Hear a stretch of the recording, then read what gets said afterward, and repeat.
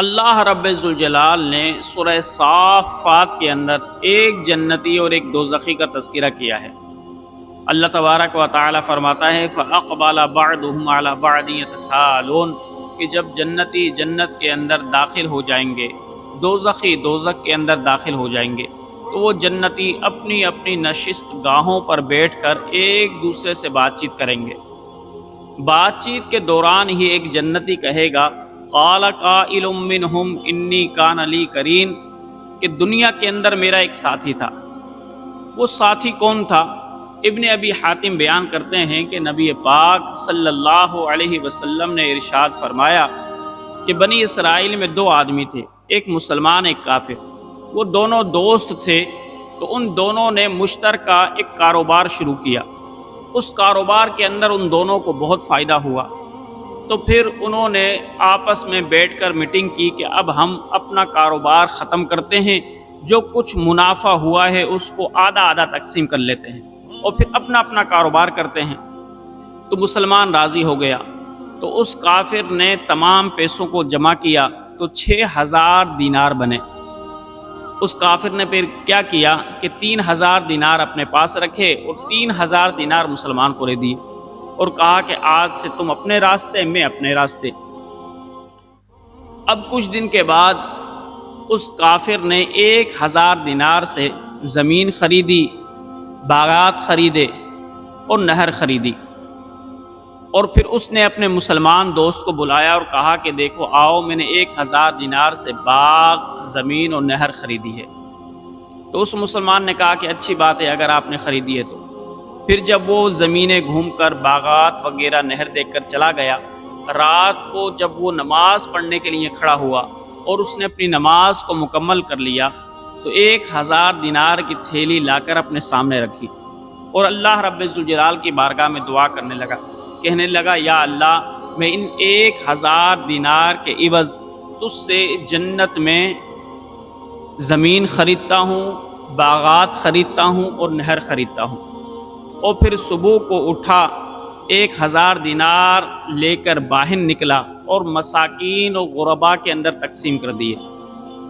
پھر کچھ دن کے بعد کافر دوست نے دوبارہ مسلمان دوست کی دعوت کی اور اس کو بلایا اور کہا کہ آؤ، میں نے 1000 دینار میں بہت سے غلام خرید کیے ہیں تاکہ وہ میرے معاملات کے اندر، کاموں کے اندر مدد کریں۔ اس مسلمان نے کہا اچھی بات ہے۔ اب وہ مسلمان شام کو جب اپنے گھر گیا، نماز پڑھی، نماز پڑھنے کے بعد دوبارہ 1000 دینار کی تھیلی اپنے سامنے رکھی اور کہا کہ یا اللہ، میرے دوست نے تو دنیاوی غلام خریدے ہیں، لیکن اے بار الہ، اب میں تجھ سے جنت کے خادم خریدتا ہوں ان 1000 دینار کے عوض۔ یہ کہا اور صبح کو باہر نکلا اور وہ 1000 دینار غرباء و مساکین کے اندر تقسیم کر دیے۔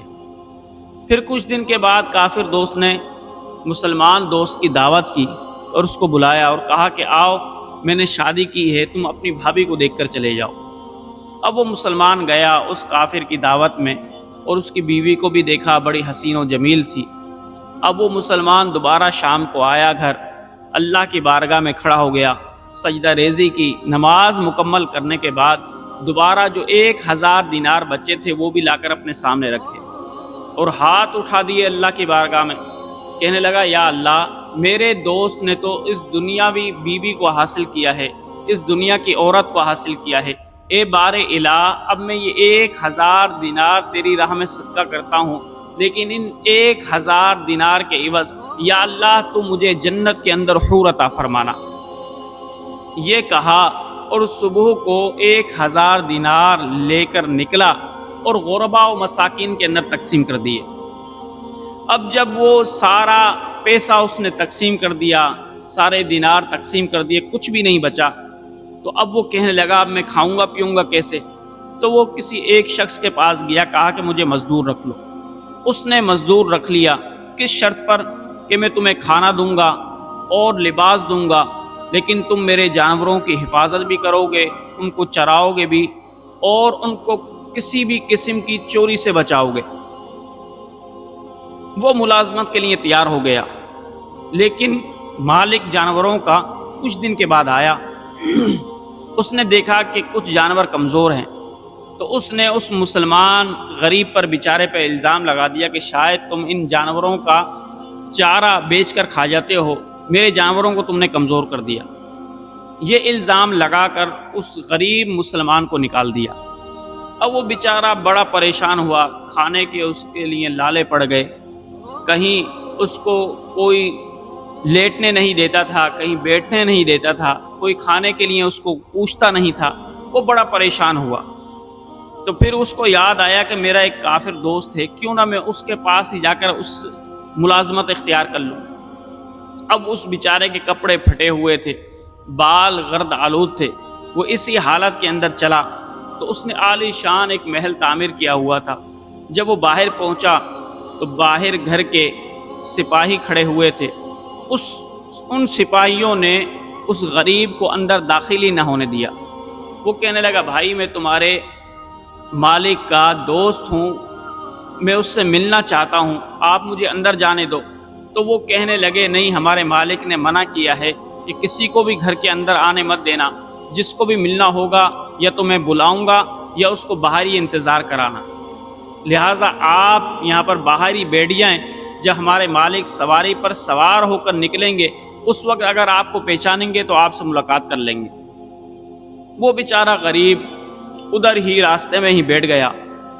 اب وہ کافر دوست بڑی شان بان ٹھاٹھ سے سوار ہو کر اعلیٰ نسل کے گھوڑے پر باہر نکلا۔ جب اس نے اپنے مسلمان دوست کو دیکھا تو اس کے قریب آ گیا اور کہنے لگا کہ اے میرے دوست، یہ تو نے اپنی حالت کیا بنا رکھی ہے؟ حالانکہ 3000 دینار مجھے ملے تو میں نے یہ شان و شوکت حاصل کر لی، تو نے اپنے 3000 دیناروں کا کیا کیا؟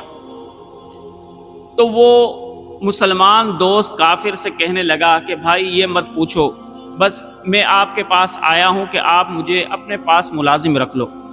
تو وہ کہنے لگا ملازم تو رکھ لوں گا، یہ تو بتاؤ کہ ان پیسوں کا تم نے کیا ہے؟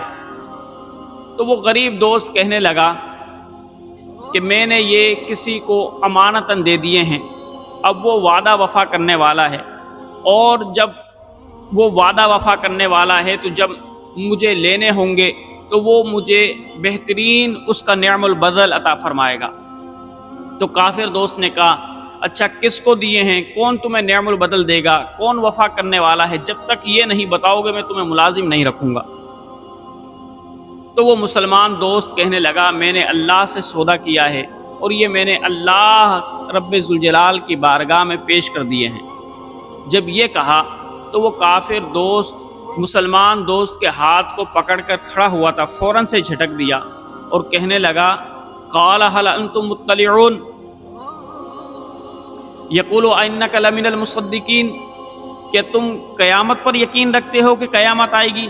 اذا متنا وکنا ترابا وعظاما انا لمدینون، کہ جب ہم مر جائیں گے مٹی ہو جائیں گے تو اس وقت ہم سے حساب لیا جائے گا؟ یہ کہا اور جھڑک کر چل دیا۔ اب نبی پاک صلی اللہ علیہ وسلم ارشاد فرماتے ہیں کہ وہ شخص مسلمان بیچارہ جیسے تیسے زندگی گزارتا رہا، آخر اس کی زندگی ختم ہوئی، اس کا انتقال ہو گیا۔ تو حضور نے فرمایا اب قیامت کے روز اللہ رب الجلال اس کو جنت کے اندر داخل کرے گا اور اس سے کہا جائے گا کہ یہ تیری نہر ہے، یہ تیرے باغات ہیں، یہ تیری جنت کی زمین ہے، یہ تیری جنت کی جاگیر ہے۔ تو وہ کہے گا اے بار الہ یہ سب کس لیے؟ تو اللہ تبارک و تعالی فرمائے گا اس لیے کہ تو نے دنیا کے اندر مجھ سے بے کی تھی، یہ اس کا صلہ ہے۔ پھر وہ آگے بڑھے گا تو اس کو دکھایا جائے گا کہ اس کے بہت سے خادم کھڑے ہوں گے، تو وہ کہے گا یا اللہ یہ کس لیے؟ تو کہا جائے گا یہ وہ بدلہ ہے کہ جو دنیا میں تو نے 1000 دینار کے بدلے غلام خریدے تھے، یہ غلام اب جنت میں تیرے لیے حاضر ہیں۔ پھر وہ کہے گا یا اللہ یہ تو بہت بڑا اجر ہے، میں نے تو تھوڑا ہی پیسہ تیری راہ میں قربان کیا تھا۔ پھر وہ آگے بڑھے گا۔ حضور علیہ الصلوۃ والسلام نے فرمایا پھر اس کے سامنے خوبصورت حور آئے گی، تو وہ کہے گا یا اللہ یہ کس کے لیے؟ تو جواب دیا جائے گا یہ تمہارے لیے ہیں، کیونکہ تم نے دنیا کے اندر اس حور کو خریدا تھا۔ پھر وہ جنت کے اندر جب ٹہل رہا ہوگا اور پھر جنتیوں سے ملاقات کرے گا، تو اس وقت جنتی جب ایک دوسرے سے حال احوال لیں گے تو وہ اپنے ساتھی کو یاد کرے گا، تو اللہ رب ذوالجلال اس سے فرمائے گا قال هل انتم مطلعون، کیا تم اس کو دیکھو گے کہ وہ کس حال میں ہے تمہارا دوست جس نے دنیا کے اندر بڑی ٹھاٹھ باٹ سے زندگی گزاری، تم دیکھنا چاہو گے کہ وہ کس حال میں ہے؟ تو وہ جنتی مسلمان کہے گا یا اللہ میں اس کو دیکھنا چاہتا ہوں، تو اللہ تبارک و تعالی فرمائے گا فاطلع فرآہ فی سواء الجحیم، اللہ فرمائے گا اس کو دیکھ، تو جب وہ اس کو جنت میں سے جھانک کر دیکھے گا دوزخ میں، تو کیا دیکھے گا کہ دوزخ کے بیچ میں وہ پڑا ہوا ہے۔ جب وہ اپنے دوست کو دوزخ کے اندر دیکھے گا کافر کو، تو وہ مسلمان دوست کہے گا قالت اللہ ان کدت لتردین، اللہ کی قسم قریب تھا کہ تو بھی مجھے ہلاک کر دیتا۔ کیسے ہلاک کر دیتا؟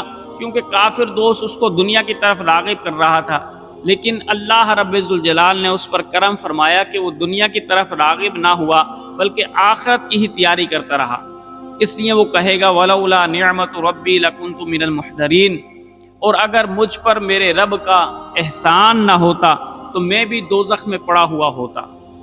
یہ اللہ رب ذوالجلال نے قرآن مقدس کے اندر جنتی اور دوزخی کا تذکرہ کیا۔